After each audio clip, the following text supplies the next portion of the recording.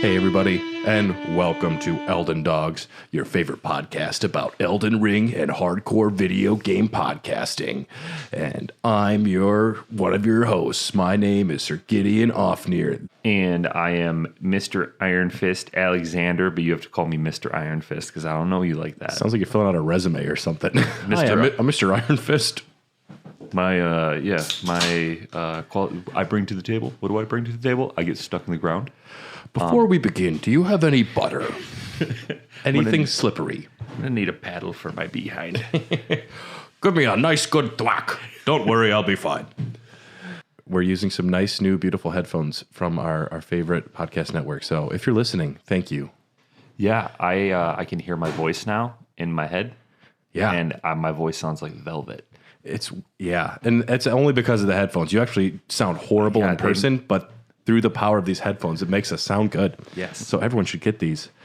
Yes, we're part of Hair of the Dogcast as well. Hair of the Dogcast is our family of shows. We just started a new craft beer one the other day called Beer and Now with old Josh, and that was great.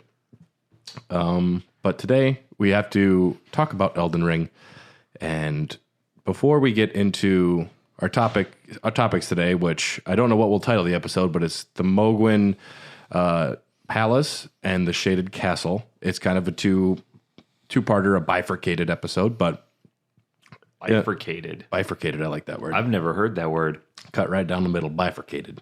Damn. But before we start, I did want to bring up over the last month, Bandai Namco released the Battle Scars infographic. They gave an update as far as to a lot of like the cool numbers over the past year. You mentioned this on a Dogcast. Yeah. Weeks ago, but just some fun numbers. As far as summons go, there's been over 1 billion summons, player summons since they started. This is not like summoning spirits. This is summoning other players into your game. Yeah, and I won't try and explain it, but you should definitely go online and look and try to find one of those videos that tries to explain how many a billion is. Because it's hard to understand. My brain doesn't comprehend it. Like 200 million is a lot, and this is so much more than that. I mean, I already didn't like Elon Musk because of his Elden Ring build, but if you know how much a billion is, you'll like him even less. Yeah, holy shit. Yeah, so over 1 billion summons, 12% of them are invasions, 88% are co-ops. Please help me, homie, I can't beat Millennia. Causes of death, 2% of deaths are caused by another player. 14% are falling to your death. I was going to say it's got to be falling. There are some boss arenas where I'm doing very well, and then I dodge right off of the map. Yep. And it's very frustrating. I remember when I was a young little From Software gamer, like when the game first came out. Yeah, over when you're a year ago. I like video games still. Yeah, and I was like, I don't know what I'm doing. And all the little red blood piles on the edge of cliffs. And I'm like, I take this as a hint. I still jumped. Should I jump? Because there's also a note that says jump. Yeah. So I'm going to listen to the note. Maybe they're just not standing in the right spot. Because if everybody tried, there's got to be something down there. I did see a video. Someone has found a spot in the subterranean shutting grounds where you drop down to the Frenzied Flame prescription. And it's at the very top rafter. If you turn and fall a certain way, you can drop the whole way down. And for some reason, it doesn't trigger a death. Are you serious? It's happened to me once before on accident. So it can happen, but 15% death by status effects, Scarlet Rot and Poison, most likely, but Death Blight as well can cause quite a bit. I don't think I've ever died from poison in the game. I can't really. I'm pretty good at popping the little green berry things. Are they bulbuses? The Bulbasaurs. The Bulbasaurs. Bulbis? The bulbuses. It's just like a big ball of plant matter that you're just digesting. Yeah, gross. Yeah. And yeah, I don't think I've died from poison really as well. It goes so slow, you just keep an eye on it. Yeah. Is Scarlet Rot, though, that's a bitch. There's been some times with poison where I'm running around and I'm out of my my flasks, and I'm just running to the site of grace, but even if I might have died if I get as close as I can to respawn. Yeah. 69% to enemies and NPCs. In my opinion, NPCs are enemies. If they're attacking you as well, we could just say enemies, but yes. Yeah. I mean, if you died by Kenneth Haidt, you're doing something wrong, which you can. And top 5 spells cast. Number 5, we have Rotten Breath. Everyone likes to inflict some status effects with their little dragon heads. Yeah, I never was fat. Can you speed up that animation with by putting points? Yeah, I'm sure you can, because you can decrease casting time with different talismans. Because I can do that one, but I've never used it because the animation just takes so long. It's just like you have to like bring the head out and it's super slow. Dylan swears by it when he plays. He loves causing scarlet rot with his dragon head. Yeah, I always get hit. Yeah, I have not done a dragon build yet. I would like to at some point, but there's a lot of video games in the world. Don't you go crazy if you eat that many dragon hearts, though? Not during the game, but it's like, 2 years after you quit playing, your guy has gone crazy. That's just something that happens with partaking of dragon communion too much. And number 4, we have the Great Blade Phalanx. That's where you have some of your little swords around you and they just automatically zip over to enemies. Glintstone Pebble, very simple spell to cast, low FP. Yeah, I think you start with that one as an astrologer. Yes, an astrologer. Not is it astrologer? That's funny to me. Yeah. Yep. Right? Yeah. I was just thinking of people that believe in astrological signs, and I was like, I can't imagine those smart sorcerers would be like, but I'm a Sagittarius. You and I could never be friends. You casted Glintstone Pebble. That's such a Capricorn thing to do. That's such a Capricorn thing. I can't believe you. We would not be friends. Number 2, Crystal Torrent. And number 1, Rock Sling, which is probably one of the only spells that I use with my sorceress. Really? Well, I just started doing that faith build with the sword and shield. Mm-hmm. And that's one of the spells I never used on my spellcaster, my spell blade. Yeah. So maybe I will give it a shot. Well, but that requires intelligence, not faith. Rock Sling is a sorcery, not an incantation. Oh, it's not the one that, what's his face, that gives you for giving him Deathblight?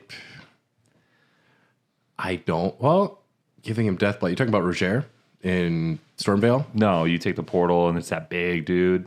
And he's got the gargoyle guy guarding him. I forget his name. You take the portal and you fight some gargoyle guys. Yeah, you got Deathblight. And then you run into G, and he's like, I'll mark it on your map where to go. Oh, yes. Malekith. Yes. Malekith does a lot of the bestial things. You're thinking bestial sling or something like that. Yeah. And that's where you just like take a claw and you scrape the ground and throw shit. Yeah, the animation makes it look like pocket sand. Pocket sand. Like, blind, and then you run. Cheap. And top 5 boss attempts. This is what I thought was the most interesting. Number 5, Star Scourge Radahn. 139 million deaths. Damn. I didn't think he was that difficult. On the scale of enemies, he wasn't as tough. Like, I didn't die to him as much as a lot of other bosses, but I can understand. That's a weird fight. Yeah, I beat him pre and post nerf. So yeah, I beat him pre-nerf, not knowing you could summon anyone. That's nuts. It's unfortunate. I haven't soloed him. I always summon everybody in, but even after they fixed him, he still wasn't terribly difficult. He got a lot of help. Yeah. 139 million deaths for Radahn. Number 4, Radagon of the Golden Order, which you haven't gotten a single death to because you haven't fought him yet. Yeah. Damn. We're saving that one. It's Radagon, and then there's also another boss shortly afterwards, and it's very frustrating for a lot of people. But that's 148 million. Number 3, this one made me very happy to see show up on the list. The Limgrave Tree Sentinel, the very first guy at a horse you find when you step out on the first step. Well, you got the guy with the white mask who's like talking to you about being maidenless when you come out. Dude, it's like, I just got to the party and you're already talking shit. Yeah. And then he seems pleasant enough because he doesn't try to kill me. So then I see this gold boy like chilling over here and I'm like, maybe I'll go talk to him. He can tell me where to go. Yeah. He looks friendly. He looks like he might be an authority type figure. I would feel comfortable going When up. I played World of Warcraft and I needed to know how to get to the barber so I could change my hairstyle, I asked a guard and they would mark it on my map and it was very convenient. And I loved it. Yes, and this guy looks like a guard. So Then he stabbed me in the face. He sees you. He's like, oh, no, fuck this guy. In particular, I don't like you. I can just picture it again, too, because the music switches to battle music. You're like, oh, no. I got to go. Yeah, Tarnish carry a big old sign that says, I could potentially overthrow the current order. You probably want to kill me, don't you? Yes, I'm going to run. Okay. Nice talking. Limgrave Tree Sentinel, 277 million deaths. That's great. And I have a feeling a lot of people just kept fighting it because they thought I have to fight it. Yeah. But you don't. Which is funny to me. Number 2, our homie, Margit the Fell Omen. The first one, our first guy, because he's definitely the first roadblock. That was your first big roadblock, right? Yeah. Because you can skip Godric for a little bit. You can skip Margit for a little bit, but you're told to, like, go to Stormvale. Yeah. And you run into this boss, and it seems like you're destined to get your ass kicked. Yep. And then you're like, wait, that's not him?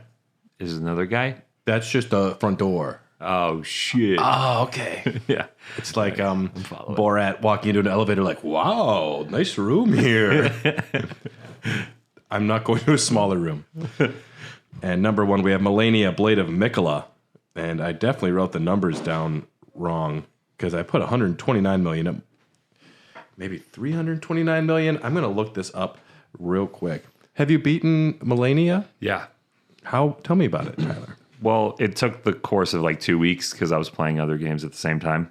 And I'd give it, the old college try after work a couple times, couple 2-tree, and then I would lose. I think all in all, her first form wasn't terrible once I got the hang of it. Yeah. It's that second form, because at that point, like, I've used a lot of my flasks. I've used a lot of it's just tough. You just spammed everything you had to survive, and then she says, wait, let me show you some true horror. And you're like, come on, man. Yeah, I don't skip her transformation, though, because that is one of the most heavy metal scenes in the game. Yeah. That is so badass when you get that the wide shot of her. Mm-hmm. Like, oh, damn, that's scary. It's really unsettling. Yeah.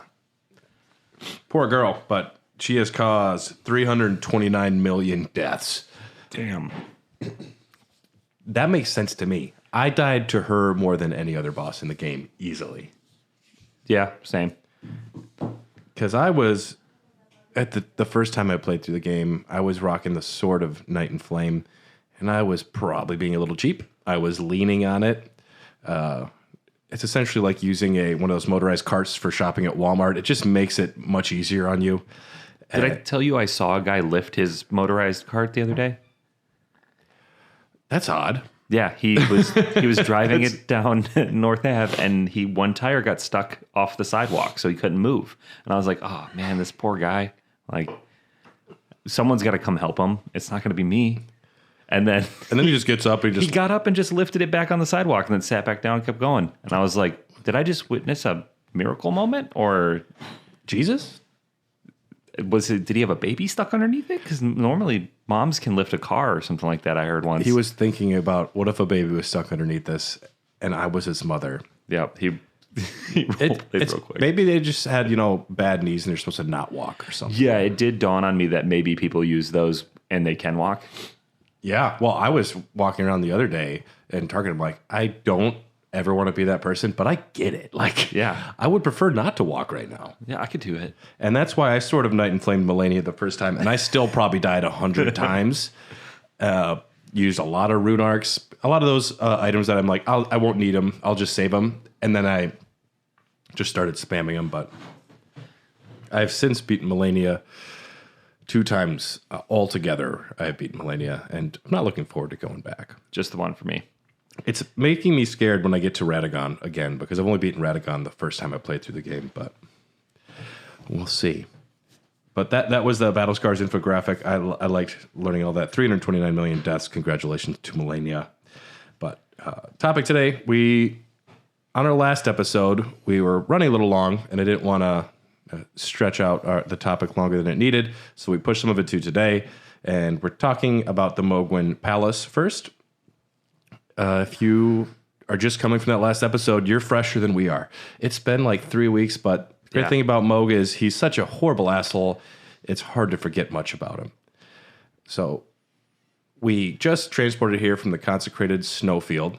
I believe this was a backdoor shortcut that he had after possibly absconding with Mikola, and he's carrying this sleeping toddler man, and he's just running full speed because, I don't know, I mean, it's like a baby's day out scenario, probably. Joe Montana has got the baby, and he's got to get out of there so he can... it's a different story than Baby's Day Out. Granted, it's more about sleeping with the man baby after stealing it. I don't want to know what goes on in the cocoon. The cocoon sounds like a really horrible name for your bedroom. You want to come into my cocoon? She's like, gross. So you could either take this, or as we mentioned last time, if you do all of White Mask Vari's quest, which essentially he kind of is coy with you. He's like, after you meet the two fingers in the round table hold, he's like, what'd you think? And you're like, they're kind of weird. He's like, I know, right? They're fucking weird. Yeah. But he doesn't say that until you say it first. He reminds me of like when you were in high school and you didn't want to get in trouble for smoking pot, but you wanted to ask your friends if they smoke pot. And you're like, so what do you think about like that movie we watched in health class? I know it was dumb, right? Like, it's not that bad. Yeah. You got to be delicate in those situations. And when somebody asks if I smoke and I say cigarettes, I was a dead giveaway. Back then they're like, oh, okay, he's cool. or not, apparently. Yeah. Yeah, so if you go along with Vari's quest, you have to kill a maiden is part of it. Apparently he doesn't want anyone being maidens. I think that's partially because they don't want to tarnish to become Elden Lord, because Mohg has his own plans for his own dynasty. So at some point, he cuts off your finger. He might bite it off, like a Joe Pesci Home Alone scenario, which he actually did leave scars on Macaulay Culkin's hand. In that first movie. Well, he's coming off of Goodfellas. He's all amped up. He just got beat to death with a baseball bat. Like, the man made Home Alone and Goodfellas like back to back, essentially. Well, they offered that role to Robert De Niro first in Home Alone. That would have been cool, but it would have been a scarier movie. Yeah, I don't think it would have been as good as Joe Pesci. He had such issues of swearing like a little vulgar militiaman that he couldn't not swear, so they said just speak gibberish swear words. That's why he's like, really? Yeah. I know too much about Home Alone. And so, yes, you go along with Vari's quest. You either kill a maiden or you just go soak... you just take like a rag and you dip it in some maiden's blood. There's a few spots around to find some maidens. And then eventually he'll give you this item that will take you to the mausoleum. He gives you the Pure Blood Knight's Medal, proof that one is a glorious knight of the new dynasty of Mohgwyn that the Lord of Blood will inaugurate.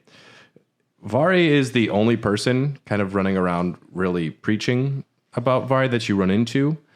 We know that our samurai friend up on the mountaintops of the giants has a deal with Mohg, but otherwise, the Lord of Blood doesn't have a lot of agents out in the world. There's one in the subterranean shunning grounds, that priest Eskar down there, but Vari is the recruiting agent. He goes to all of the blood movies, and he sits outside and is like, so you like blood, huh?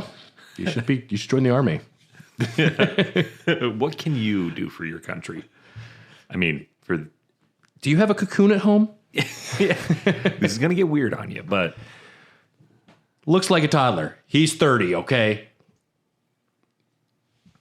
It's like, you don't have to rationalize. No one asked you. He's like, okay, he's old enough. Okay, he's fine. He's not fucking the toddler. It's just, don't bring it up. They're just sleeping together. It's innocent. I'm innocent. So... Yes, you make it there. You're given this Pure Blood Knight's Medal, and he says, but don't use it yet. It's not time. He says, Mohg yet slumbers beside the divinity. A man shouldn't talk like that. I got crawlers down my back. Like, it felt so gross. He's sleeping beside the divinity. Leave him alone for a little bit. Who the fuck does he think he is? Stephen King? Like, that's creepy. And the reason he is slumbering beside the divinity in a cocoon, a love nest, with his half-brother, Mikola, is because an Empyrean is required to become the new leader of the Golden Order. Like America, there were 3 Empyreans that were potentially the new ones. We had Ronnie. She had no part of that.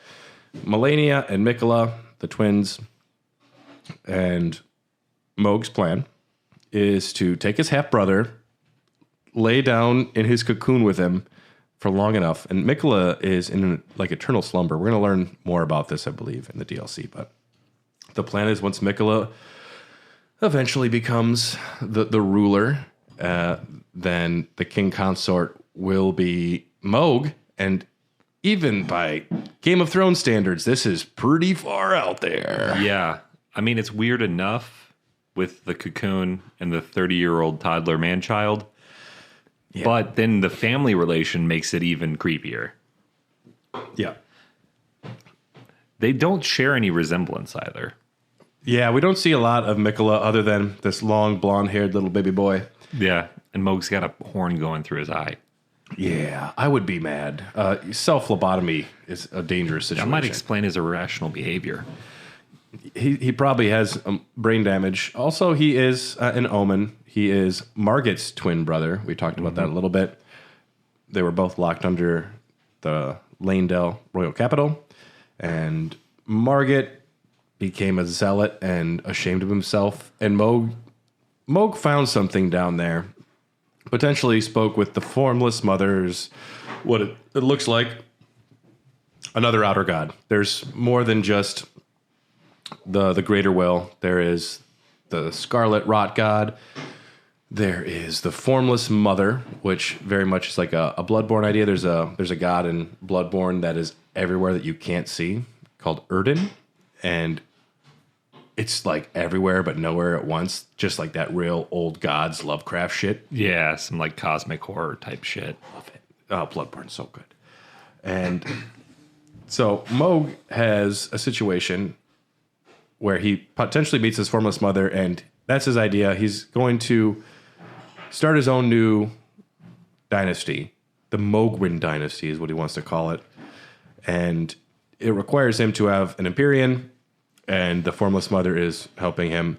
This is how he can travel through blood, which is a very interesting thing that he does, because if there's a puddle of blood, he comes up, or if there's a puddle of mud, it'll actually bring bad music into your room. Oh, yeah. Yeah. Horrible Nirvana covers just come screaming out of it. That's why I don't go to muddy spots. That's Only why bloody spots. That's why a lot of houses in the Midwest have mud rooms. You keep the bad juju out of the main house. That's it. That's it. I always hear bad music when I'm in the mud room. Yep.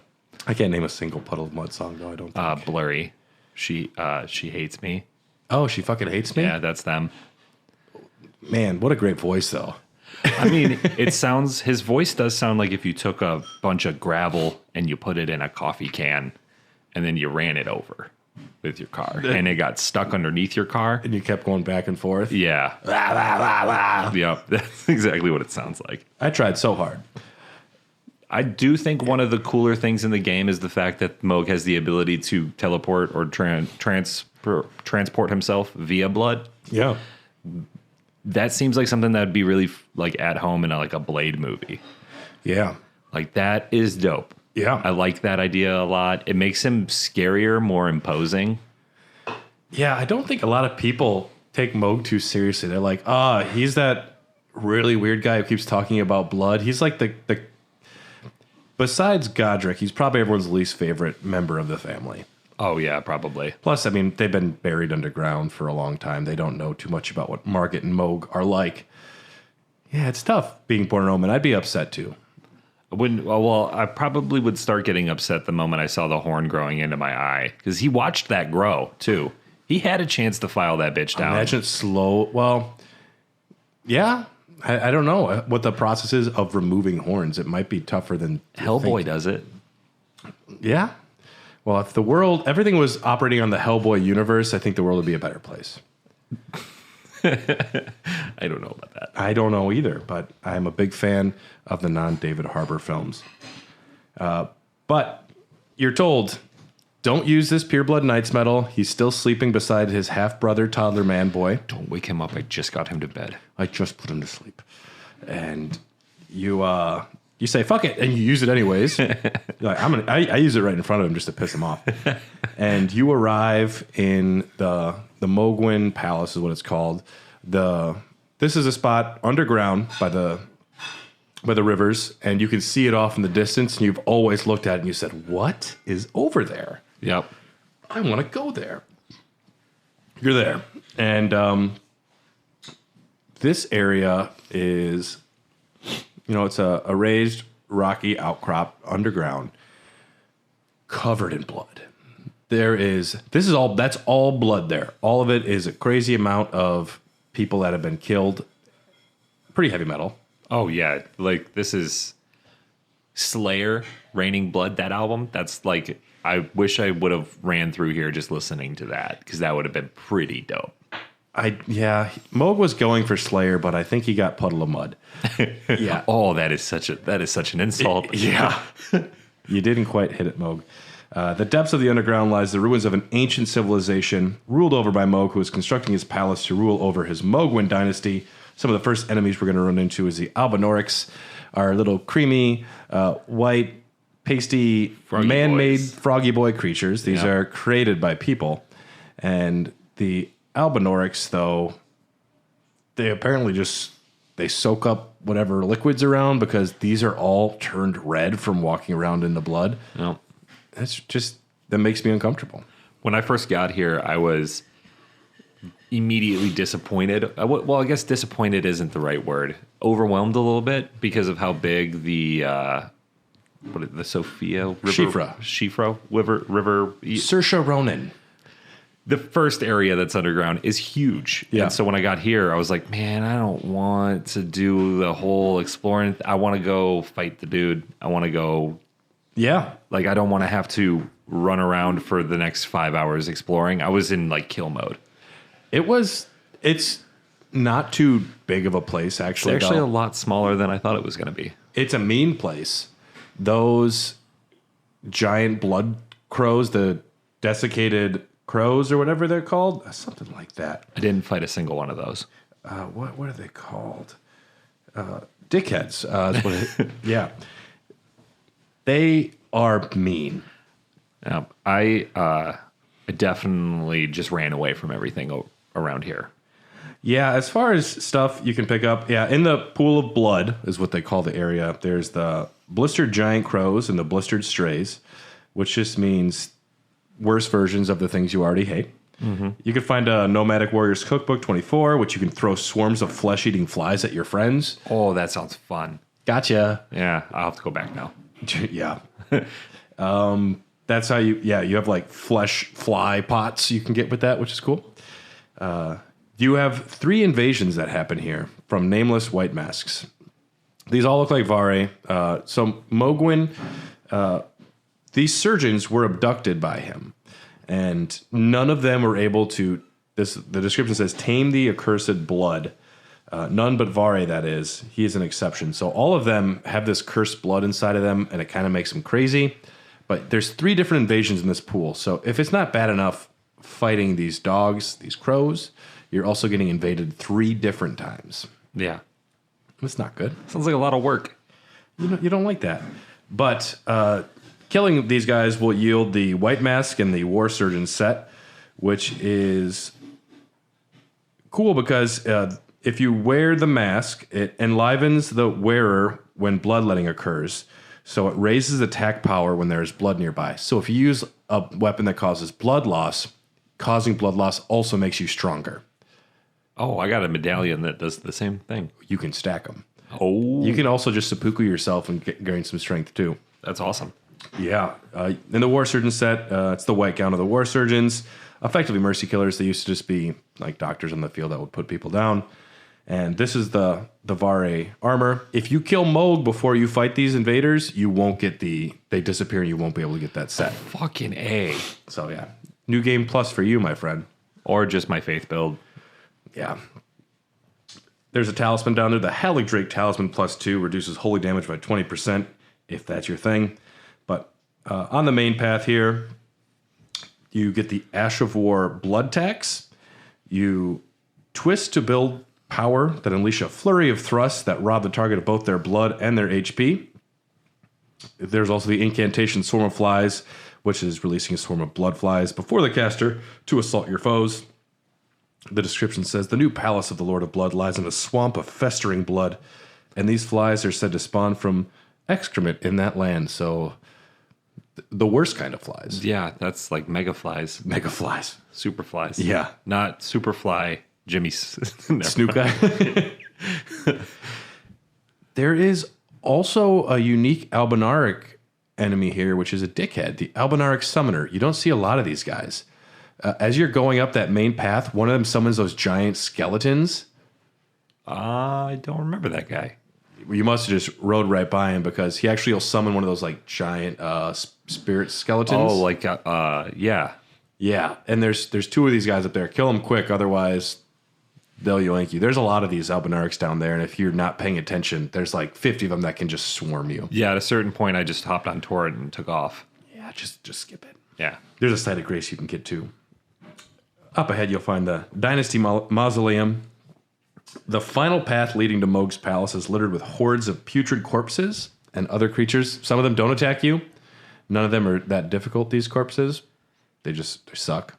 Yeah. And they've been alive so long, they can't die, and they're just waiting for something to happen. They're like, I hope this divinity wakes up soon because Mohg has been in bed for a while. Yeah, and then a guy with a katana and a wand or a staff shows up. We'll go and wand. Like, yeah, and I'm just like, let me oblige you, and then I'll kill you. And then you come back later, and they're back because they can't properly die. Those poor But that was fun last time, guys. Same time next week. You won't remember it anyways. Your brains are pudding at this point. I can tell. Yeah. There is an imprisoned merchant that doesn't yield much. There are some sanguine nobles, which are nobles that worship the Lord of Blood. These guys look like mini Mohgs. Mini Mohg. A mini Mohg, and they're not too bad. But you can choose to invade the White Mask Vare. It's in the dark cave area. Not too bad of a fight. He starts lower than you, which I find is a good thing. If you know where he is and know the layout, it's not so bad. Did you fight Vare? Mm-mm.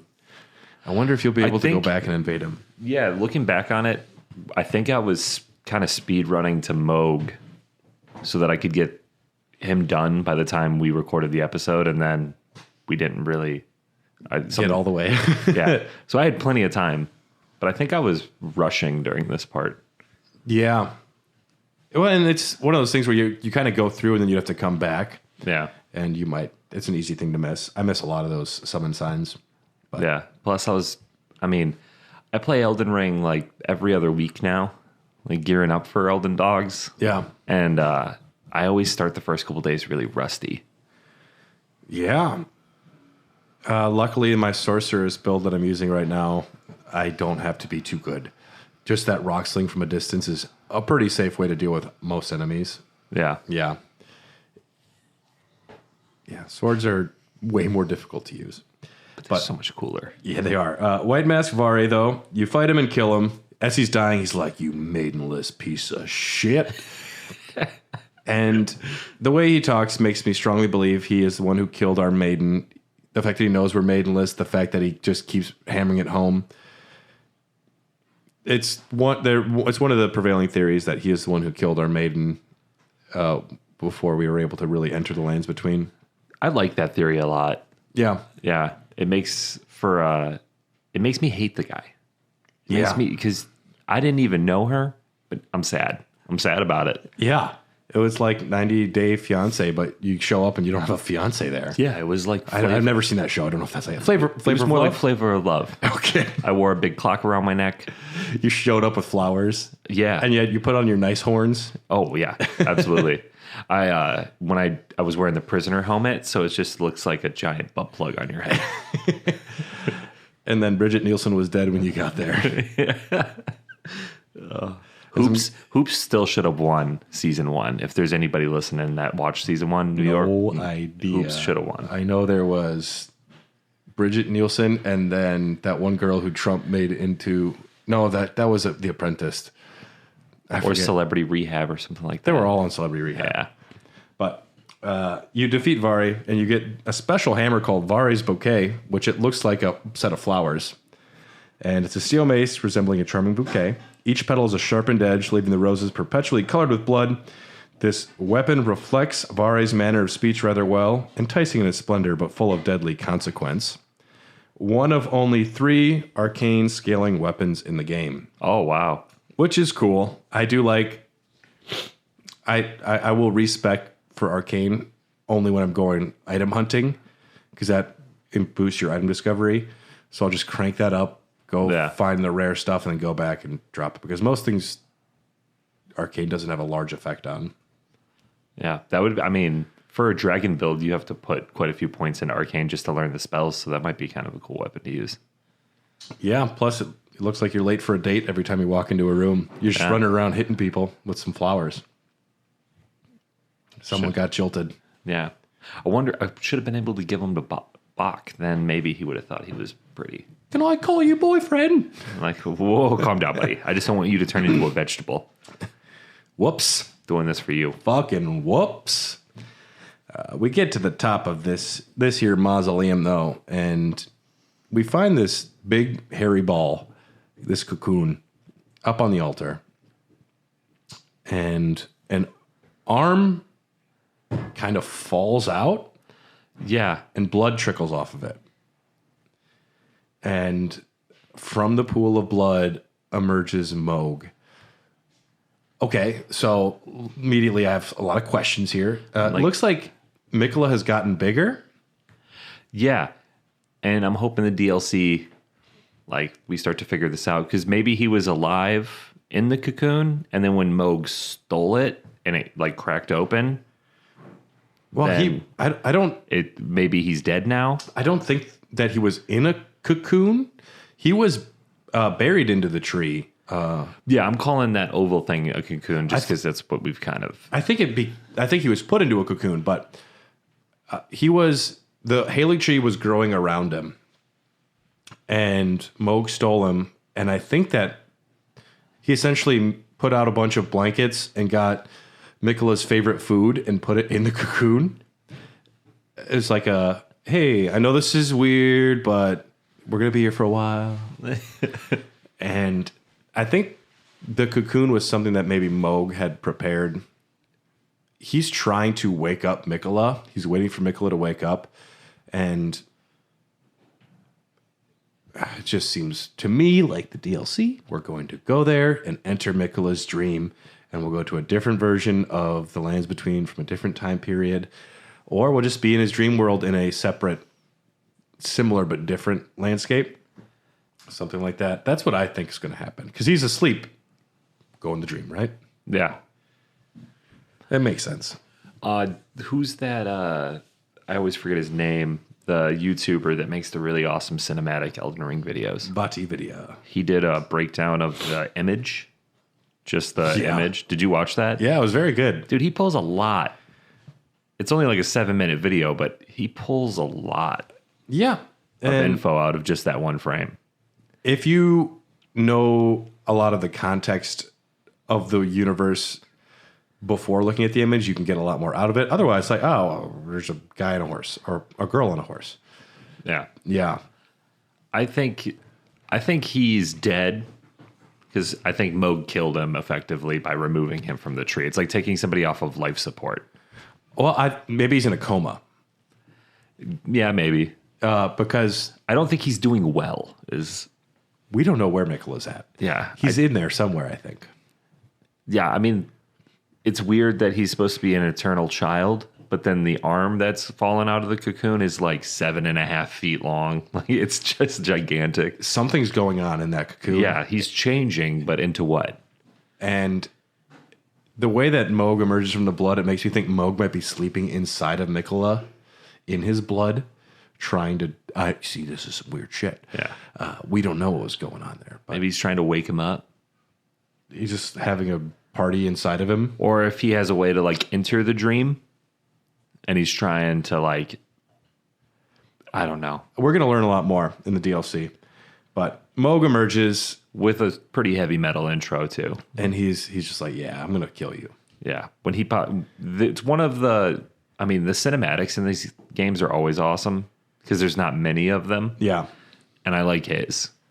Because, like I said, the idea that he can transport or teleport via blood and he just appears is terrifying. If that was in a horror movie, it'd scare the shit out of you. You're under a fake starfield at some ancient civilization mausoleum. Cocoon opens up. A guy jumps out of some blood. And he has some cool attacks. He is the Lord of Blood. We fought him before, and he was Mohg, the something omen or something like that before when we fought him, but now he's the Lord of Blood. And one of my favorite things he does is he thrusts his arm into the body of the formless mother. He reaches up into this god. You see his arm disappear, and he just like pulls out a bunch of blood from stabbing it. And he throws it and sets the area ablaze. It's pocket blood. He has it anywhere he wants. He just throws that shit. If you get this incantation when beating him, it says, "The mother of truth craves wounds. When Mohg stood before her deep underground, his accursed blood erupted with fire and besotted with the defilement that he was born into." So the cursed blood that Mohg already had reacted very well with the mother of truth, the formless god. And this is a fun fight. I like this quite a bit. You can try and stay away from him, but he's got some good distance attacks. Yep. If you were able to find the shackle in the subterranean shutting ground, you can use that once to ground him. Ground him for a little bit. But did you have any issues with this fight? No, at this point, my spell sword is like, I don't want to use the word cheesy, but it's highly effective. And then with Moonveil, when anything gets in close, the special attack it has is just so OP with the amount of points I have in intelligence right now. Yeah. That very little in the game outside of bosses gives me any trouble right now. Yeah. And especially if you spirit something in. And I got a Mimic Tear, so there's two of me, and he's normally drawing all the aggro. Mimic Tear. It's pretty strong. I've been trying not to use it, but I don't have it with my Faith build, and I didn't really realize how much I leaned on it. It's one of the most easy things to lean on. Yeah. I mean, it's just so fucking effective. But we defeat Mohg. He does have a transformation where he starts flying around. Been there, done that. Yeah. We already fought Melania. Whatever. She did it better than you. She did it first. Yeah. And you wore the same dress. Yeah. This is embarrassing for everyone. She put out Under Pressure with David Bowie when she started flying around, and then Mohg put out Ice Ice Baby. He's so Vanilla Ice. Yeah. Yep. He's just up there dancing at his mausoleum, thinks he's so fly, and everyone's like, we don't even listen to your music anymore. Yeah, dude. and he's like, listen, no, I put an extra little in there, so it's not copying it. Dun, dun, dun, dun, dun, dun. Check out my new rehab show. Yeah. Which he does have. You defeat Mohg, and with the remembrance of the Bloodlord, you can also get the Great Spear. Besides that incantation we mentioned, the Great Spear is Mohgwyn's sacred spear. As well as serving as a weapon, it's an instrument of communion with an outer god who bestows power upon accursed blood. So this is one of the instruments that he uses to commune with her. And the unique skill is the Blood Boon Ritual. And essentially it's the same thing as the Blood Boon. You stab the spear up to 3 times, just stabbing that shit, and you create explosions of blood, and the skill also coats the armament with blood flame for a while. And one of the other things about the Formless Mother, it says she wishes to wound the world, make everyone know pain, to embrace that pain, and thus grant them power. Good for you, lady. Yeah. We're proud of you. You did great. There's a lot of stuff going on in the world of Elden Ring, and maybe you should get a hobby. Yeah. It's like everybody's trying to do something. and you guys all talk in like weird Bible lawyer talk, and I have to get out of the thesaurus to understand what you mean. So you read a little bit and you're like, wait a second, I disagree. Yeah. Wait, no, hey, objection. I'm not besoddled. Yes. Thank you. And you can't talk to me that way. I'm going to bifurcate you. I will come over there and I will glintstone pebble your ass so hard. The weakest spell, you're like, I'm going to hit you so many times. It's like a David and Goliath thing. I hit you right between the eyes. Mikola remains, though. He is there in a cocoon. I tried to look in. You can't. But that's where we're going to leave Mohg anyways at the end of this. And another demigod down. Yeah. The one really cool thing about the atmosphere in this battle is that the cocoon thing is sitting on a giant pelvis. Yeah. That's like a throne, which was fucking awesome. Whose pelvis? I don't know. It must have been ripped out of the tree. Maybe. It's got to be like a giant or it must be a giant pelvis, a small giant, or a big troll. Otherwise, Mohg was like just walking around one day and he's like, that pelvis right there would look great in my living room. Yeah. Oh, yeah. People love pelvises. Yeah. Mohg's going to love it. He's just like decorating the place. He's cleaning it up just right. He put up tinsel and fairy lights for Christmas time. Welcome home. Anything? You want a wine cooler?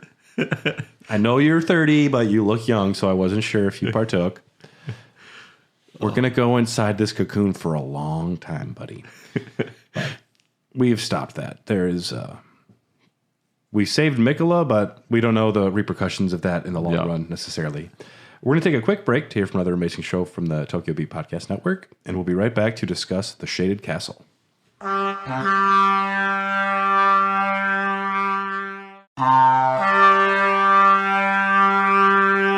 Hey everybody, and we're back. And you may be asking yourself, why are they talking about the Shaded Castle after the Mohgwyn Palace? And there's no good reason. This is a legacy dungeon-ish area that we didn't have time for before in the Altus Plateau discussion / Mount Gelmir. It's kind of on the cusp of both.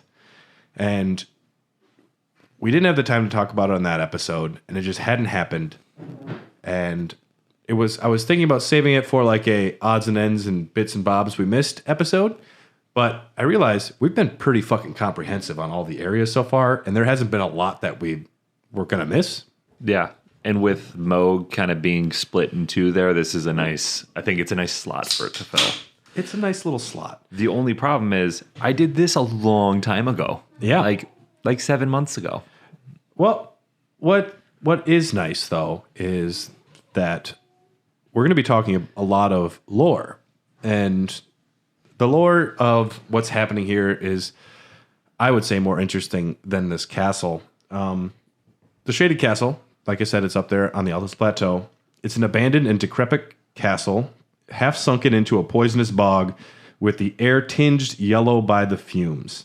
This castle was the castle of the Murray family, and it has a dual history spanning generations. They were both executioners and castellans for the Golden Order. So this family serves the Golden Order as executioners. They do the dirty work. And that's for a long time they've had this castle. Malay Murray, or Malay. Say that again? Malay? Sure. Okay. Malay Murray was the castellan of the castle. He became obsessed with Melania. His lineage is also born. The Murrays were born with some sort of illness, and he saw Melania missing limbs and still being a powerful god. He's like, there goes my hero. Look at her, no legs and still hot. What? I think I like people. Tell you what, truly an inspiration. Look at her. I don't even mind that she's a woman. Sure. But he saw Melania's condition as something to worship. Because the sons of House Murray are all sickly born. And one of the items says, little wonder he was so beguiled by the beautiful and fierce goddess who was born into rot. And on the Anspur rapier, which is an item you can get from him, it says, Scarlet Rot is an old legend of which I hate that name. Malay was a private believer, and indeed he eventually found his own personal goddess. Essentially, I think everyone in the family was really happy with Christianity, and Murray met a Mormon, and he's like, we're all changing religions now. And everyone's like, we really don't want to. Yeah. But I guess we have to now because you're the what did you say? Castellan. I don't know if I've ever heard that word. He's in charge of the castle. Don't we just call that a king? No, it's not a king. King is different. Yeah, that was stupid of me to say. Edgar was a Castellan in the Weeping Peninsula down south. Castellan. You're in charge. You protect the castle. The king is a different term. But yeah. King's in charge of shit. But essentially, Murray saw Melania at concert one time, and now he has posters of her all over his house. And people are like, he's getting really into this, and it's kind of not great for us. We thought it was going to be a phase, and now he just won't shut up about it. And he's talking about cutting off an arm or something. Yep. And it is what it is. He became obsessed with Melania.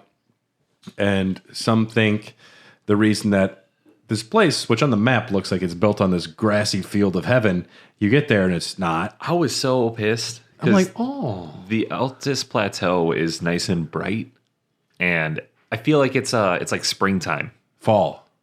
Oh, wait. Yeah. Yeah, fall. Very autumn colors. It's very bright nonetheless. Yep. And it just felt happier. It was a nice change of pace once you climb up the side of that mountain thing and fight the giant or dragon thing. Yeah. So when I got the map fragment and I saw that, it stands out. It's green. Yeah. Like my eye was immediately drawn to it. And when I went there, I was disappointed. Not because it wasn't an idyllic field in a giant castle, but because like I got my ass kicked and it's poison everywhere. And now I think I did die from poison because I definitely died at this place. Yeah. The problem with poison is it sticks around for so long. Yeah. If you run into a battle, it's just expounding on the pain you're feeling. So that is the state of where Malay was. But they didn't build their castle on a poison bog. I'm assuming that happened at some point down the road. My belief is that Murray found a bunch of these Miranda blooms, and he just brought in all the poison flowers. And everyone's like, you really shouldn't be doing this. This is really bad for the environment. Global poisoning is a real thing, and you are causing a lot of irreparable damage to our home. Yeah. And he's like, Melania is so hot. And he just sits by the flowers. What if he didn't know and he was just like, they're pretty? No way. You don't live in a poison. It's like if you're a hoarder, you know you got a problem, but you're still you can't change. Yeah. At this point, he's in too deep. He's trying to keep up above in his head instead of going under. You know, I was trying to make a blind melon joke that entire time. So Yeah. I also was on the music train. Yeah.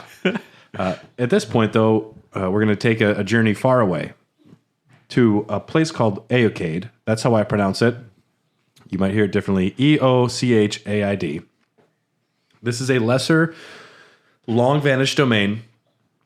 You only hear about this from like 3 or 4 items. This is an entire other land of people with their own beliefs and systems, and outside of the lands between. So You mean like China? It's maybe India. We'll go. I don't know. It's not America. Does it exist in the same place? Or is it like a different... You got to take a boat to get there, I'm guessing. Okay. Yes. But in Caelid, actually, you find this weapon there called the Regalia of Eochaid. It's a treasured sword. And they must have had royalty, but this is one of the only artifacts from the kingdoms we find. And the item description for this says, the copper coloration is not to be confused for rust, but is a conduit for its wielder to move it by their will alone. Copper is very conductive for electricity. I know that. But This is one of 2 weapons in the game that you can throw it and it does its own attacks and you can like pull it back. It's special, throws the sword around and it does its own attacks around you before it comes back. Really? It's really cool. And only these motherfuckers from Aacade know how to do this.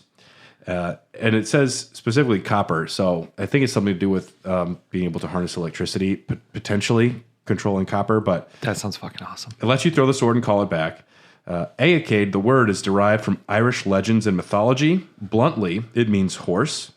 It also can mean a prince and a king's name in legends. It's also the name of a very important god in Irish folklore, the Dagda.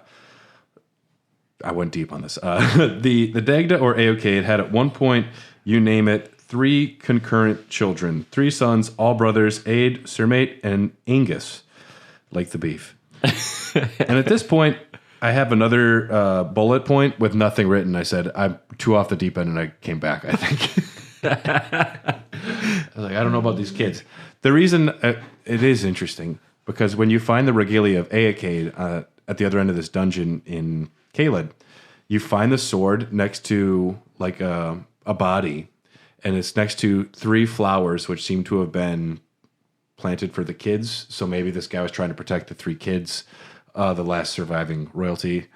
If you want to just, I'm jumping off the deep end and going for a swim. Like, that's it. Kind of telegraphs that a little bit, but so that's Aacade. Now there's this guy named Elemer of the Briar. In Old English, I was really going for it. Damn. On this one, that means noble and famous. This person was somebody of importance in Aacade back in the day. He was in the lands between. At some point, he was arrested and was sent to the Shaded Castle. And they were the executioners. They were sent there to execute him. He was wrapped in briars and sentenced to death. Now, just before the execution, he took control of the Murray executioner sword. It doesn't explicitly say, but it kind of, you want to believe that he just made the sword because you can he's from Aacade, he knows how to control it, so the sword just like raises up and he starts killing people with it. That's so badass. It's so badass. Like you're about to bring the sword down, all of a sudden it just like starts floating around and stabbing people. Dude, that is fucking gnarly. It's pretty cool. And the Murray executioner sword, after Elemer gets his hands on it, becomes one of the other sword, one of the 2 swords that you can actually use and throw around. It does like attacks, screw attacks, and you pull it back, Magneto style. Pretty hardcore. I'm gonna have to go look for these. You have this sword, I guarantee it. If you've been through the I looked up a photo of it while you were describing it, and I think I do. Yeah, it looks familiar because it looks like a Roman short sword.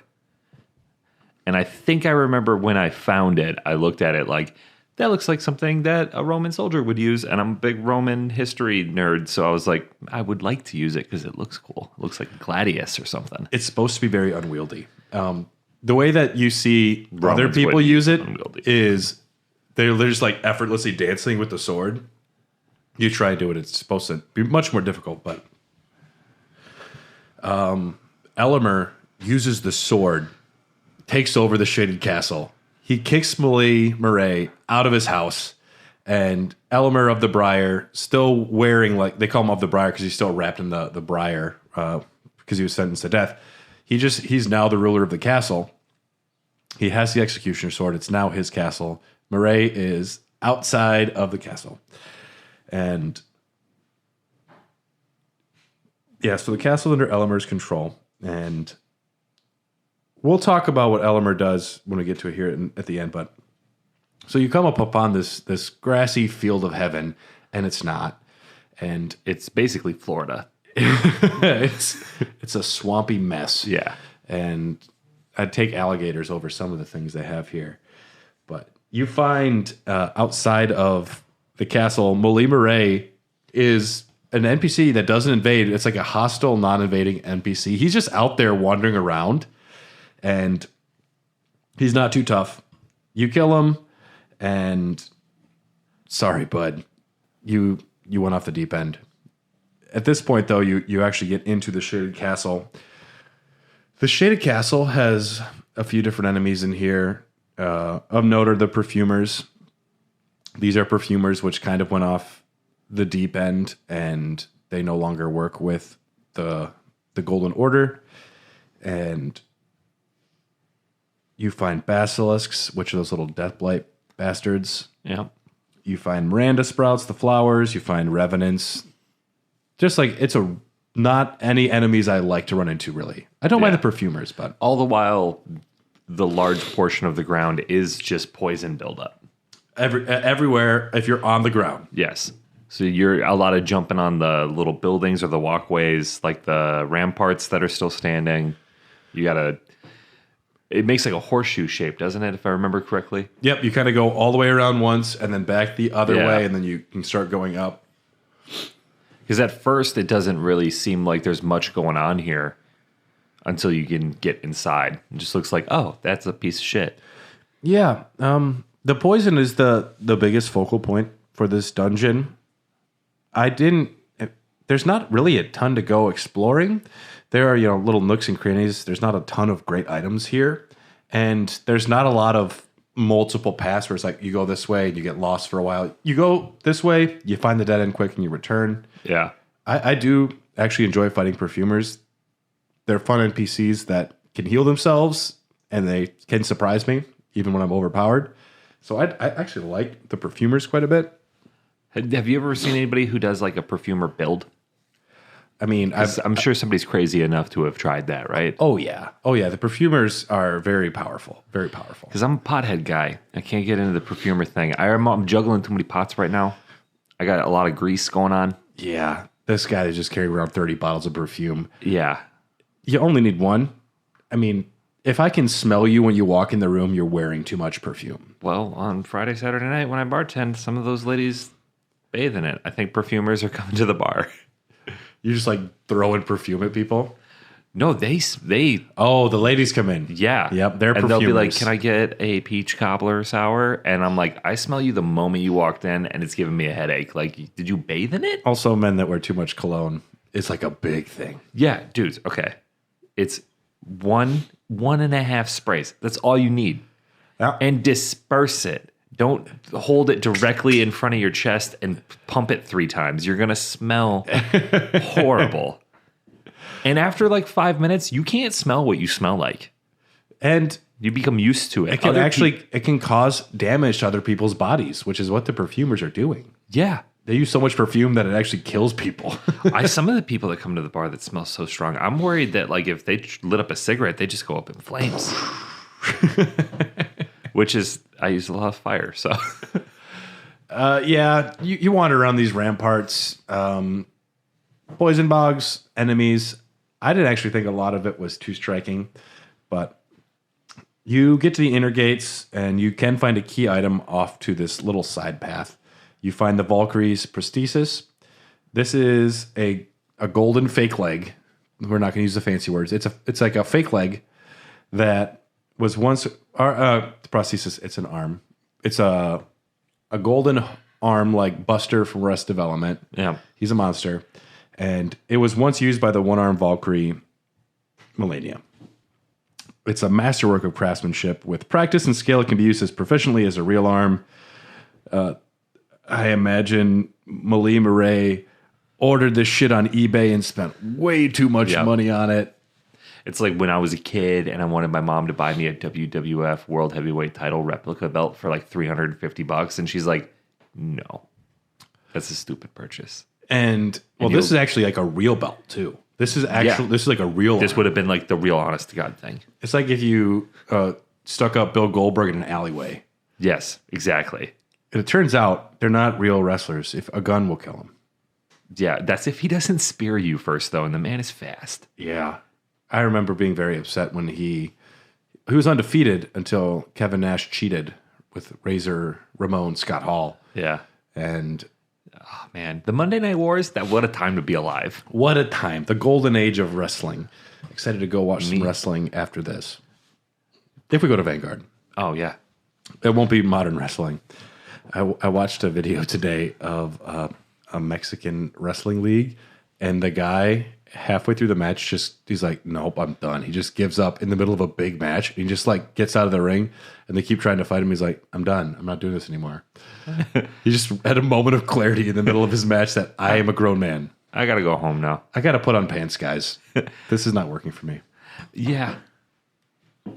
But Malie got the prosthesis. This is like getting Michelangelo's head from the Turtles film. Have you seen that video of that lady? This is ultimate fanboy material right here. Yeah. Yeah. I don't know what he did to get this, but he has a demigod's arm. That's tough to pull off, and I don't care who you know. He probably spent a lot of time in that room. And he's like, you can look at it, don't touch it. Yeah. And Boromir comes in and drops it. Dickhead. But yeah, it says, when Murray used to embrace this, so he would hug it, he claimed to feel the presence of the goddess. You're like, Dad, we haven't eaten in 2 days. We are sinking into a sinkhole, bog, poison pit, and you keep planting poisonous flowers. And I'm gonna come out and say it, Dad. I think you're fucking that arm. I think you're using that arm to jerk off, Dad. Yeah. It's called ghosting. Now get out of here. 100% he was doing that. I didn't realize that, but yeah, he embraced it and was feeling the presence of a goddess. Yeah, but Dad's in the room. Don't bother him. yeah. Like, again, that's the 4th time today. We do find clean rot knights in the Shaded Castle, and I believe that they are probably there trying to find the prosthesis or reclaim it. They are the soldiers of Melania.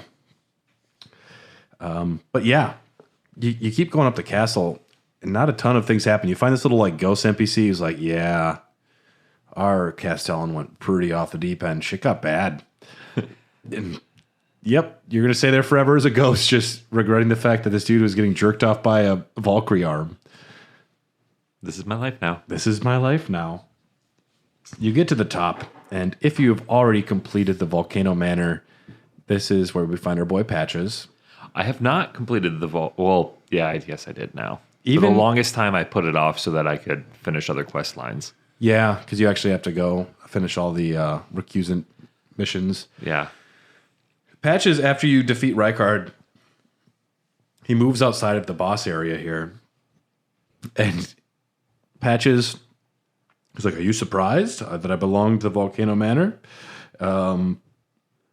But you find him here, and he's kind of crestfallen. That's a big thing for Tanith. He really likes her. He's like, she's such a cool lady. She's such a super lady. And after she kind of goes off the deep end, he comes here. I don't know why he comes over here. Maybe he's trying to reclaim something else for her, but he's here, and he says, make certain that Tanith gets this. She's a good person. I love her so much. She's so cool. And he gives you the dancer's castanets. And these items, like little like tappy things for Like dancing. the finger symbols. Yep. Yeah. And she was a dancer from a foreign land. I've seen some people talk about how she's from Acadia. Said no. But maybe that's why he was going to like try and find someone from her homeland. Maybe. Now I'm talking myself back into the theory. But he's there. He says, give these to her. She'll know what it means. And you go back to her, and she's eating a fucking giant head, and she sees him. She's like, she pulls a Luke Skywalker and The Last Jedi and just throws him away. What am I going to do with these things? I'm eating a fucking head right now. I'm not dancing. And yeah, he even says, come on, Tanith, back on your high horse where you belong. She doesn't care. But here, after you agree to do that, Patches will go back to Murkwater Cave, and he will attack you again in the same manner. If you don't kill him again, he gives you the Patches crouching gesture, which is unique to him. But that's like the end of the Patches quest. But inside this boss battle is Elimer of the Briar. And now we can talk a little bit about what Elimer was up to. So he became the castellan by default, I guess, of this castle. He was in charge of the castle. But have you ever been wandering around at nighttime, going to a merchant, and the merchant's not there, and some asshole shows up that's a boss fight in place of the merchant? No. Okay. Yes. This happens at nighttime in certain merchants. You go there and no one's there, and you get invaded by the bell-bearing hunter. I don't think that's happened to me. The bell-bearing hunter, anyone that is selling or teaching stuff, there's a certain number, but like that's the people that he's invading. And it says he's hunting bell bearings, which are when you kill a merchant, you get their bell bearing, which allows you to purchase those items remotely. Why he has such a big grudge against merchants, not sure. He might have been outed as or ratted out for being a criminal or being somebody. That's maybe why he got caught. He spends his free time though hunting merchants.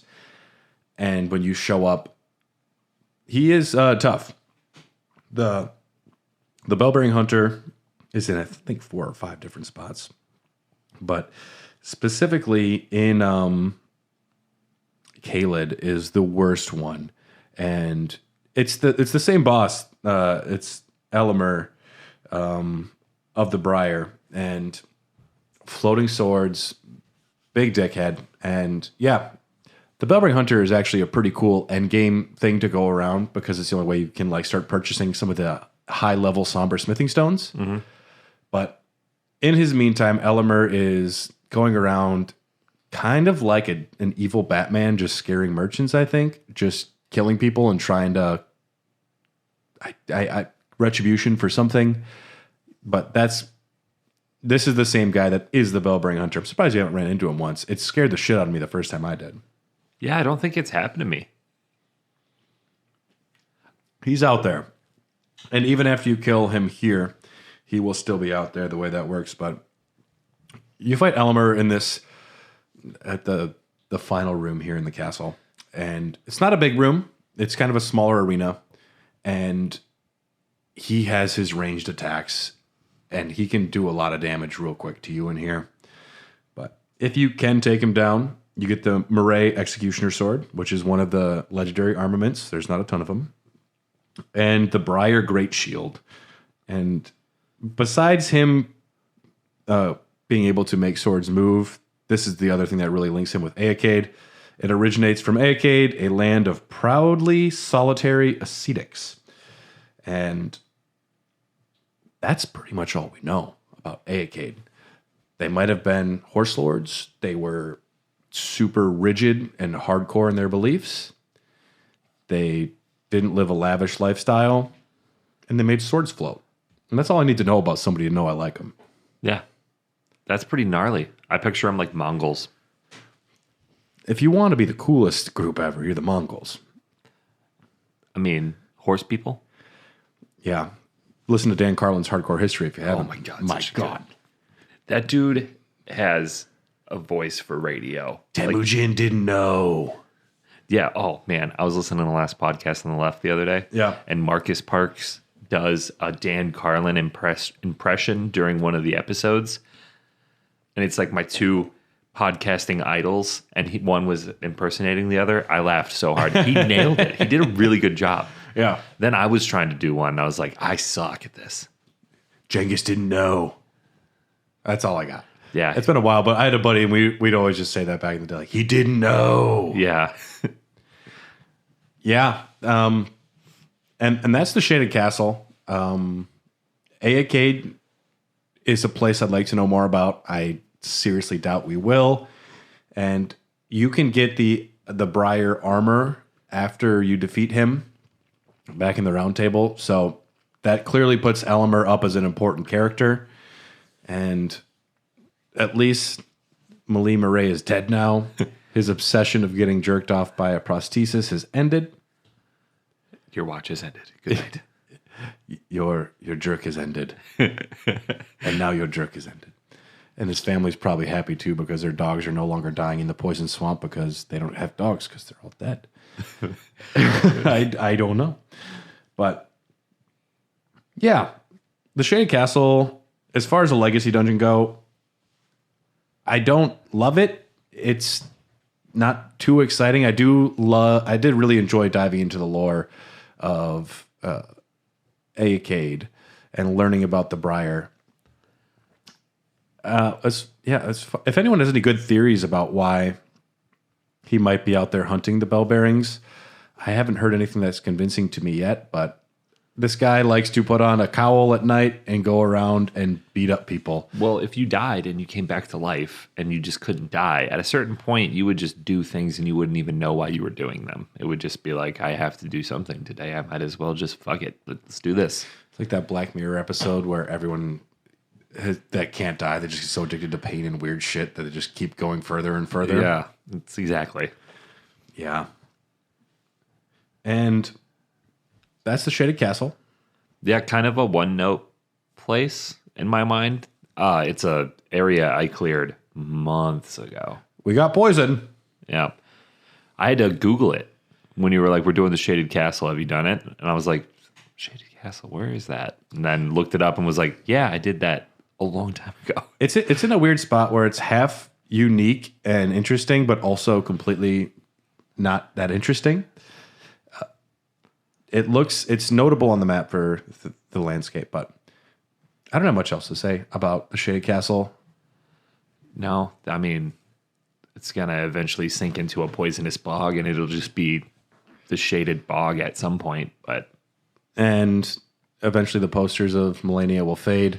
Yep, if they haven't already. Yeah. Rest in pieces. Melania posters. Just like all of my hymn memorabilia from high school. My MCR memorabilia is still in tip-top shape. I still have some of my old stuff, but it's not on display. Yeah, we have a little bit more time this episode, so I guess we can just shoot the shit about what's coming for Elden Dogs. This show has been very popular for Hair the Dogcast, and so big thanks to everyone who's listening.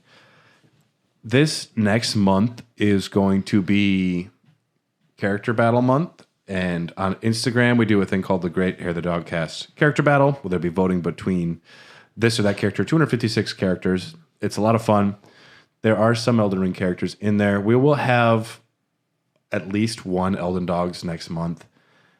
But I forget if it's June or July is Indie Games Month. We have Indie Games Month coming. I think it's July. Okay. That makes sense. But so our next episode for Elden Dogs, we're going to do the Eternal Cities, Nokron and Noxtella. Yep. And I think that the Nameless Eternal City will fall into a separate episode. So we'll have Eternal Cities as one, and then we'll have Deeproot Depths and the Nameless Eternal City, as well as Lich Dragon Fortisax and Godwin's big growing monster fungus boy. That'll be its own episode. And after that, we do need to do a specific Ronnie episode. Her quest line is the most long and involved with multiple locations. And back when we did Liurnia of the Lakes, we glossed over the fact that we did all of Liurnia in one episode makes me very anxious. Yeah. That's a big area. But also, it's lousy with not great dungeons and caves. Yeah. The Academy is really the shining star there. And the mansion. And the Turtle Pulp. The manor. The Turtle Pulp, there are good things there. I Yeah. love the Village of the Albanarchs, but a lot of it's kind of lousy with stuff that I don't love. But there was a few areas. The inverted tower in Ronnie's quest. We didn't talk about that. We didn't talk about the Three Sisters, which is the three towers up top that Ronnie lives at. Or a doll that doesn't move lives at. And so we're going to do a Ronnie episode that will cover a lot of the areas with hers that we missed. Take us to the Lake of Rot, as well as the Moonlit Altar. Have you been up to the Moonlit Altar? I think so. That's like the big area in Liurnia up top. Yeah. Yeah. You're talking about the place that you can see it on the map, Yep. but you're never really on it. I want to go up there. Yeah. Gilbert Grape. I want to go up there. Yeah. I've never actually seen that film, but I know that quote that well. It's an all right movie. I mean, it's a good movie, but I rewatched it not too long ago. Definitely a product of the times. It kind of makes me nostalgic for old film. You know what is the worst April Fool's joke? The one you read on April 19th because it just shows up on your Instagram for some reason. What was it? It was, I think it was Ben Stiller. Yeah. It was someone from Heavyweights. And they said, no, it was Kenan Thompson. I think it was Kenan Thompson. It was like, we're very happy to announce that everyone's on board. We're going to do a Heavyweights too. I did see this. And then I saw I saw it on April 19th, but it was an April Fool's joke. And that doesn't work then. It's not an April Fool's joke to me anymore. That's just mean. I got really excited for Heavyweights too. I don't know where I was going with that one. But so we're going to spend at least an episode, probably just one, talking about a lot of the unique Ronnie locations because those are ones that we kind of missed. And then after that, we have the map done. Yep. The immediate map done. And that's everywhere that you have been so far. Yep. At that point, we're going to have to burn something to go to Far Missoula. And Far Missoula will be, I believe, its own episode. We might throw in the Ashen Capital there as well, which you haven't seen yet. The Ashen Capital doesn't have enough to warrant its own episode. At some point, though, then we are going to break off into a few more specialized things. I want to have one episode that focuses on the multiplayer. Yeah, we should probably talk about it. I've never been to a Coliseum yet. Me either. And I have a good friend of ours, Miles, and he does a lot of multiplayer and a lot of the modding. And we can talk about mods and multiplayer with him. We're going to be going to Games Done Quick soon. If anyone that just listens to this and not the other episode, Tyler and I are going to be at Summer Games Done Quick in Minneapolis. If you're there, come say hi to us. We will be there. If you don't know what we look like, look us up if you want, I guess. You'll figure it out. Look at the thumbnails. We're probably wearing Crash Bandicoot bodies in them, but you can see what our faces look like. Yeah. I mean, I definitely have the same physique as Kratos. So the one where my head is on his body, that's exactly what I look like. Exactly. Covered in the ashes of your dead family. I am the most dapper man you've ever seen. I would say Odin is way more dapper than Kratos. But we potentially will be interviewing one of the world record holders there about speed running Elden Ring, which would be maybe like a really solid mini-sode. It probably won't be 90 minutes, but it'll be very fun because you've never watched a speed run of Elden Ring, probably. No, I've gotten over the last few months more into watching Elden Ring content on YouTube, especially that YouTuber you showed me. But for the longest time, I was behind in the game because I took that weird hiatus from it where I just had to play other stuff. So now I'm okay with spoilers and just having fun with the game. So I've been watching a lot more, but I haven't seen a speed run yet. I've seen some really cool boss battles where people don't get hit, and it's just like they make it all cinematic and make it look easy. Yeah. Like there's one dude who beats Margit, and it's like he like just sidesteps the spells, and like it's just some anime shit. It's awesome. Yeah. Makes us feel incompetent. Yeah, because I'm panicking and sweating, and I'm just mashing buttons on my controller, and I'm cussing and swearing. I also think then we will have an episode where we discuss the ending of the game and the endings of the game. Yeah. We'll talk about defeating the final boss, and then I don't know if it'll be a two-parter, but we will discuss all the endings. From there, the only concrete thing that I would like to do is a history of magic in the Lands Between, discussing the cosmology, the sorceries, and the incantation, some of the bigger names involved there. And that's where we'll throw in the Sorceress Sellen quest, which we haven't talked about Sellen a lot yet. And she deserves some love, as well as that dickhead who is making fuck puppets in his basement. Yeah, I haven't found him yet. He's already gone. At this point, he's already dead if you've gotten to the Moonlit Altar. Oh. Which is okay. He's a creeper. And then maybe a lore overview. It'd be fun at the very end to just like, all right, let's just talk about everything lore-wise very broadly. Because it'll be good to go back and think, wow, Godric does put truck nuts on his vehicles. Yeah. And Yeah. There will be a DLC then and when the DLC comes out, but I was doing a rough outline and I was thinking that Elden Dogs will probably wind up to be about 25 to 30 episodes altogether. And we're on number 16 now. So there is still more content to be had. Yeah. Wow, we're only like halfway through. Yeah, and I love it. I do love going deep into a game, very long form. I've never had a game stick around for this long, this consistently. Like, there's games that I definitely play multiple times, like The Last of Us Part 1 and 2, Red Dead Redemption, God of War games. I will play them multiple times, but there's usually a good chunk of time in between the replays. Elden Ring, since it's come out, mainly because we do this show, Yeah. this game has stuck around and just been a constant presence in my life now for a long fucking time. There are, you think about, God of War Ragnarok as an example. Great game, great world building, great lore.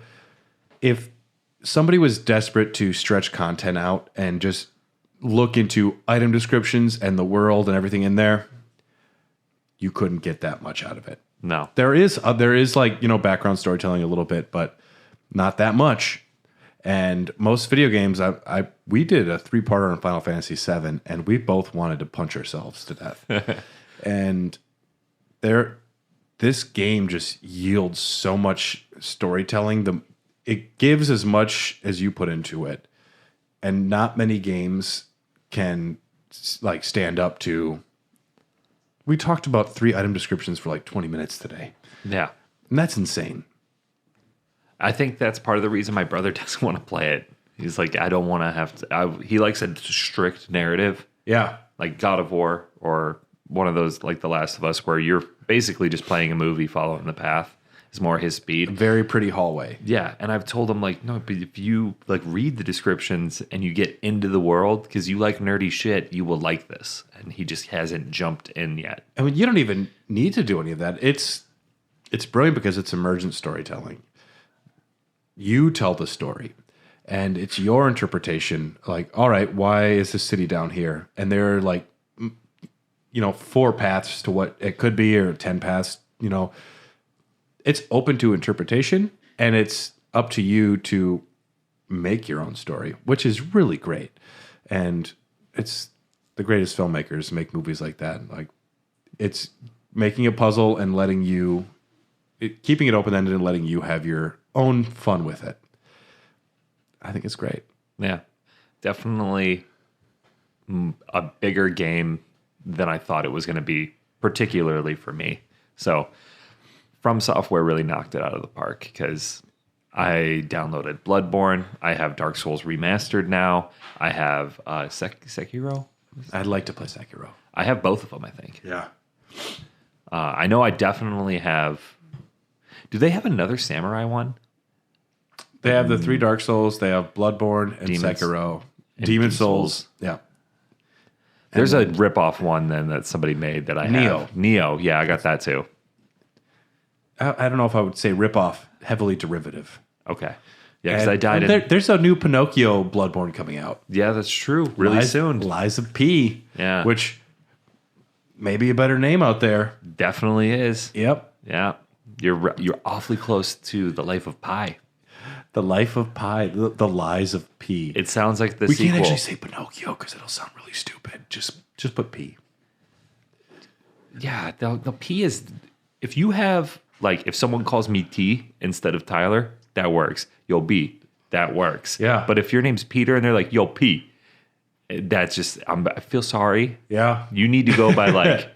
you have to throw another initial in there. You can't just be a P. When we interviewed John Eric Bentley, the voice of Barrett Wallace from Final Fantasy VII, and he called me B, I'm like, I'm now B. Thank you. I will be B forever. He even signed my copy. He said something like, he called me B-Dub. I can see it from here. I was like, thanks, dog. I'm B-Dub now. Barrett can call me what he wants. And yeah, that'll bring us to the end here. So the next Elden Dogs will be the Eternal Cities. I'm guessing that'll be 3 weeks out, 2 or 3 weeks out. If you're a member of our Patreon, you will get access to it earlier, as maybe like 2 weeks out. Also, I would be down to record it earlier than that too. But when we get to Indie Games Month, when that happens, there will be a full month break. we will have more episodes available for that long break. So if you wanted access to them earlier, check out our Patreon. It's patreon.com/hairthedogcast. We only release one episode a week for our overarching family of shows, and we record more often than that. And the Patreon's definitely worth checking out. And for as low as $3, you'll get access to episodes in advance, and you'll get access to other bonus podcasts. We have Doggies After Dark, which is us just shooting the shit afterwards, very laid back. We have our movie podcast, Popcorn Dogs. Popcorn Dogs has like an extra 6 or 7 episodes, something like that are already available. Yeah. If you join us, plus access to our Discord, great family, great group of people. Special thanks to executive producers Rykard Christy Nick, Malekith the Black Blade, Blaggard Big Brian, Jordan Hoslow, Sorceress of Blood, and Festering Fingerprint Phil. And Hair the Dogcast is a proud member of the Tokyo Beat Podcast Network. Make sure to check out all of the other amazing shows. And we exist because of you. So if you have a chance, if you can't support us financially, we get it. We're all poor as well, which is why we're asking you to support us financially. But if you can't, just tell your friends or write a review or leave a like or however you can support us. Anyway, we would appreciate it. And next week is the Hair the Dogcast, where we do discuss gaming news. Tyler, what's our topic? Do you know? Don't know yet. Yeah, you should get on top of that. Well, I'm like 7 days to air when it comes to the podcast. I usually start about a week out. Yeah. So The amount of Street Fighter work I have done already is upsetting. I'm on a 20-page outline. Jesus Christ. There's a lot. And I haven't even started in the lore. Oh, God. Oh, God, no. No, I don't know what the topic will be. I usually, I have off work for this podcast and then Mondays. So normally Yeah. the week before I sit down and try to come up with something. And I'm a lot less busy this week. I've been packed. Like, my schedule has been packed. Yeah. The only thing I got going on is I'm going to go see Evil Dead tomorrow. Yeah, I've heard really good things. I have been waiting for this for fucking ever. I am so stoked. Evil Dead is by far my favorite horror franchise. Is it horror? Well, 3 of the films. Okay. Evil Dead, and then Evil Dead 2 is essentially just Evil Dead again. Army of Darkness is a comedy in my book. And then Evil Dead 2013 is terrifying, but it's also kind of funny. Did you know that the Coen brothers helped film the first Evil Dead film? You know, I did hear that once. Yeah. And Sam Raimi, that was the first time he used his car. And that is a little Easter egg for Raimi films. It's been everywhere since. We watched Ant-Man 3 last night. How was it? It's much better than people say. But, well, lucky for the MCU. It's on the top half of MCU easily. Really? Yeah. It's really, I thought it was mostly pretty good. It's a shame that Jonathan Majors is kind of a dickhead. They're probably going to have to recast him. I would never make a comment on an ongoing thing if it's true. Very bad guy. But I don't know any of the story, so I'm not comfortable talking about it. It did bum me out hearing. I really liked Lovecraft Country. I like him. That's where I saw him first. I like him as an actor, but yeah, it's all shady and sketchy right now. I don't like it when somebody that I start getting into has any sort of shit going on. Shazam 2 will not make as much money as Morbius officially. Officially? Bad. Damn. Yeah, the marketing for that was terrible too, because I didn't even really realize that it was playing. And when the Elden Ring feature film comes out, we're very excited. I'm just making shit up now. Okay. I mean, I wouldn't put it past anybody. I prefer a novelization, a prequel novella. Like a big Watchmen style graphic novel. Or a coffee table book. With a coaster built on top of it. Sure. Thanks for listening, everybody. We'll see you next time.